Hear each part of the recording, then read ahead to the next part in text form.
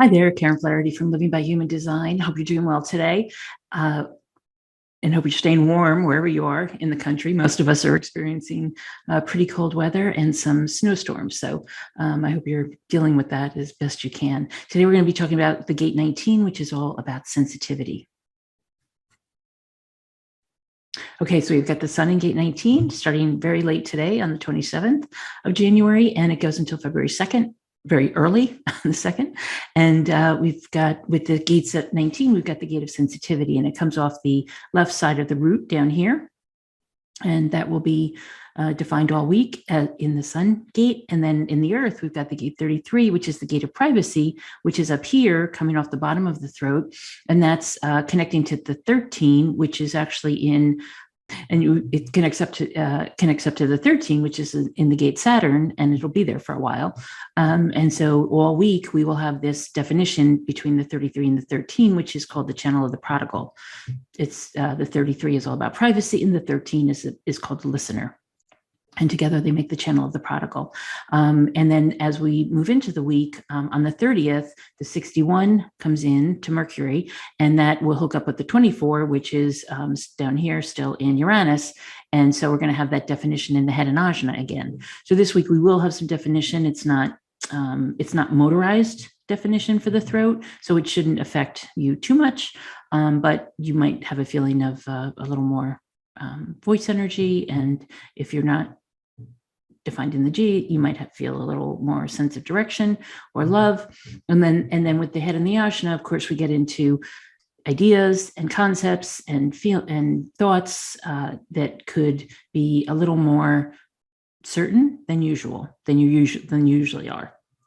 And so we just had a break from this. If you recall, it was only about 2 weeks ago that it went away finally, and now it's back. So, but just for the week, or it should just be about a week.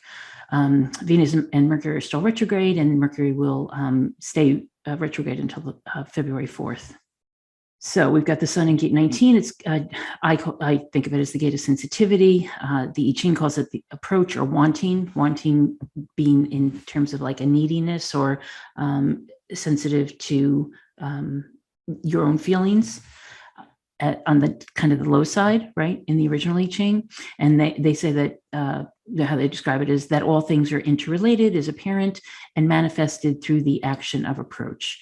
And by approach, they just mean people coming together, right, approaching each other. And what's interesting about this gate is that it is very sensitive. It's a very sensitive, these people tend to be very sensitive emotionally, and sensitive to all kinds of things. I've never talked to a client who had the gate 19 who didn't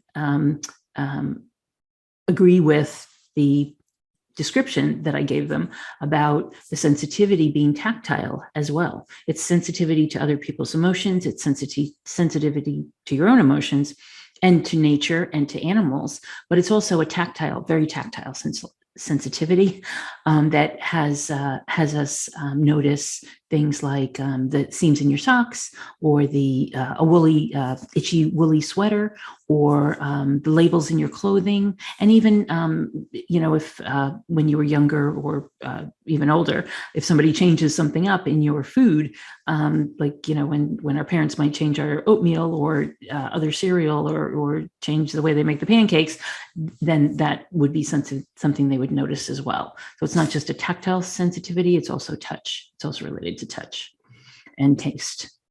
So it's a real sensitivity, and I'll talk about it more in terms of the different, kind of consciousness that can be associated with this sensitivity. But we'll talk about that on the next page with the gene keys. In the IHDS, the incarnation crosses this week are the crosses of the four ways, which I always think of as wanting to travel a lot. And most people who have this 19 in there, or any of these four ways incarnation crosses, usually do like to travel. It's also the cross of need and the cross of refinement. The gate 13 is the gate of privacy, and this is about retreat or privacy in the original I Ching. Literally, it's wanting to be quiet, wanting to take a little time. And I always find that people with the gate 33 anywhere in their chart really need a little bit of quiet time every day. It's really paramount to their to their balance, to their health, to their mental health. It's really important for them to get some private time every day. And so I even know children who want to get a little quiet time each day when they have this in their charts. And so we think of this as active withdrawal and the transformation of a weak position into a strength. And literally it is that, because when people are feeling like they need to withdraw or retreat, it's because they're either tired or worn out, or they've just been dealing with too much. And why should they have to if they have that choice to retreat? Now, it doesn't work for everybody. It's not something that's in everybody's chart that prominently, but when it is prominent in your chart, or it's in your chart at all, you're going to want to have that private time every day to take a little time to kind of readjust, rebalance, rejigger, whatever you need to do to feel like you can go out into the world again. You just need some private time. And then in the gene keys, forgetting is the shadow, mindfulness is the gift, and revelation is the CD. So with the gene key 19, the shadow for this one is codependence. The gift is sensitivity in its most balanced form, and the CD is sacrifice on the highest level. And so what this means is that we go from codependence, where in the shadow, the codependence is where we're wanting and needing other people to a really great extent, right? And really not allowing ourselves to be independent and needing those other people to be with us all the time. And sometimes, and a lot of the time, actually, it's wanting somebody outside of us to have authority. So it's really a codependence with the outside person having authority. Now, that can be parents, it could be a spouse, it could be some kind of partner, but it can also be a religion. It can also be a god. It can also be a government figure. It could also be, anywhere, any other thing that you're giving power to, basically. And it's not, as you can tell, that's probably not such a good thing for people. The gift is sensitivity, where we actually have come to a state of independence, where there is no outer authority, that we realize that the real strength, the real power, the real godliness is within us, and that we have control over that, and that we can, basically show that to the world in our sensitivity. And the sensitivity here becomes much more about other people, right? So in the first one with codependence, it's about us and the way we need other people and an outer authority. But with the gift of sensitivity, it's really about us getting outside of ourselves, having an independence, and caring really about the other people and their emotional needs. And then the CD at the highest level is sacrifice, whereas we get that we really need to be interdependent, right? That we really need to be in a community, that we really need to be with other people, but we can be independent within ourselves and interdependent within that community or group or gathering or project or government or whatever it is. So I hope that makes sense in terms of the three levels. Richard says in the graphic, when your heart and being opens to sense the abundance of this energy throughout nature, you become for the first time emotionally independent. And so, as I was saying, this sensitivity relates not just to our own emotions and other people's emotions, but to nature and to animals, and especially to mammals. This gate and this entire channel is really all about food and sustenance and our dependence, right, on nature, our dependence on animals, our dependence and basically a symbiotic relationship that we've had with the animal world for so long, especially with regard to as a food source.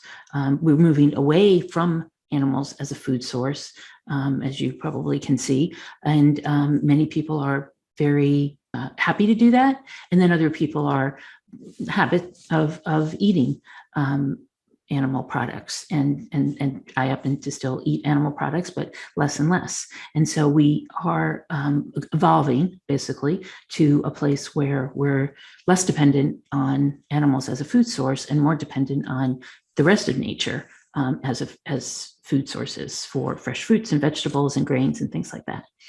As long as, he also says, as long as man believes in a God outside himself, the frequency of our planet will remain at the level of the 19th shadow. So what he's saying there is that when we have those outer authorities, we're giving them power, and therefore our own frequency can't raise up.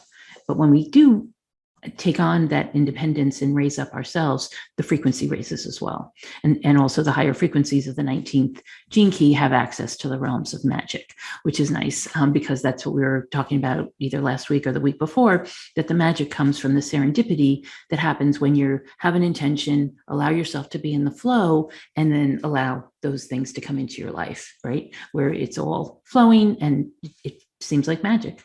And so this is a very, it sounds, when you start with the codependence, it sounds pretty negative, but as you move through, it actually becomes, and Richard Rudd even says, it becomes the evolution, really, of who we're becoming as beings.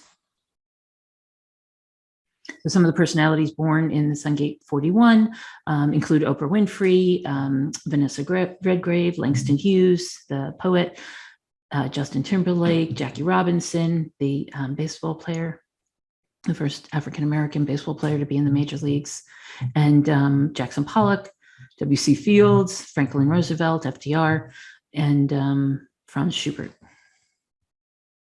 And so this week in history, a number of different things happened. I don't necessarily, wouldn't relate them to sensitivity in a particular way, but of course they all have to do with people and emotions and sensitivity at different levels. The U.S. Coast Guard was founded in 1915. Unfortunately, on January 28th in 86, the Space Shuttle Challenger exploded just after liftoff. Violet Neatley Anderson became the first African-American woman in 1926 to be admitted to practice before the U.S. Supreme Court. And I just thought that was interesting to include, as we're now talking about a new Supreme Court justice who may in fact be a female African-American. And since we've already got 6 different possibilities being named in the news, it's a very good likelihood that that's going to happen, which will be exciting. In 1929, the CNI, which was the first school for training dogs to guide the blind, was founded in Nashville, Tennessee. Mahatma Gandhi, unfortunately, was assassinated in New Delhi in 1948. In 1969, the Beatles made their last public performance with that impromptu concert on the roof of their London recording studio, Apple. And that's actually what this documentary is based on, the Peter Jackson documentary that's out called Get Back, is based on the tapes from those few weeks before that performance. And in 1980, the first ever Chinese Olympic team arrived in New York for the Winter Games of Lake Placid. So prior to 1980, there were no Chinese Olympic teams. January 31st, in 1981, Lech Walesa announced an accord in Poland giving Saturdays off to laborers. So that was something new for them. And on February 1st in 1960, 4 Black students staged a sit-in at a segregated Greensboro, North Carolina lunch counter, which became very infamous. And in 1965, the Reverend Martin Luther King Jr. and 770 other people were arrested in protests against voter discrimination in Alabama. Again, interesting that the kind of the symmetries and what was going on in the early 1960s as we approached the civil rights era, and what's going on now, right? There are quite a few similarities in the news, in history, and that's why I think it's interesting to look at the history, and I hope you do too. So this week, be mindful, because some people might seem a little more sensitive than usual. Some people may, including you, might feel like they need to take a little quiet time. You might feel as if you're stepping on other people's toes because they're acting or feeling more sensitive. Children may, in fact, need a little more tenderness, a little more, they might feel a little needy this week, because that also goes with the sensitivity of this gate. So just watch out for those things. And of course, we can always move to the higher level where we're versus codependence. We can move into independence and interdependence. But at the lower levels, especially when people are cooped up for so long and we've all been isolated because of Omicron, and we've had snowstorms and everything else going on. Just be gentle with yourself, be gentle with others, and just be attuned to the sensitivity that might be in the air this week. So have a great few days, and I will see you on February 2nd. Take care.